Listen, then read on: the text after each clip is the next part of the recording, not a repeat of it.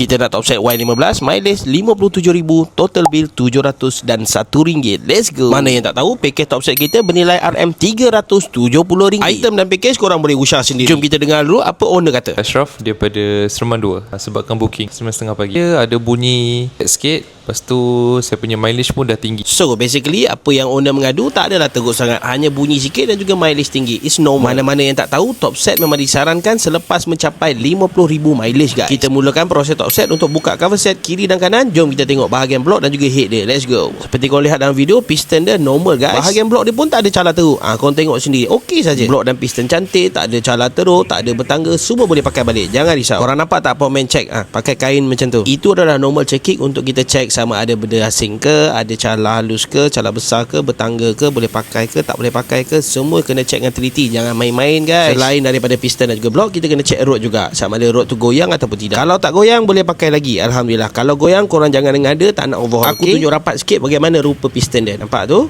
Cala manja sahaja guys, kiri dan juga kanan, dan bahagian atas dia kerak adalah normal untuk penggunaan mileage 57,000. It's normal. Jangan takut guys. Bahagian bontot piston pun menunjukkan tanda-tanda owner jaga minyak hitam dengan baik. Inilah package topset kita guys. Yang kuning tu adalah item, yang putih tu adalah kerja terlibat. Bahagian blok pun dah check, piston pun dah check. Jom kita check bahagian head. Bahagian head ni paling kecil tapi dia paling makan modal guys. Baru je cakap, tengok camshaft tu, itu dah makan tau. Bila camshaft dah makan, adik-beradik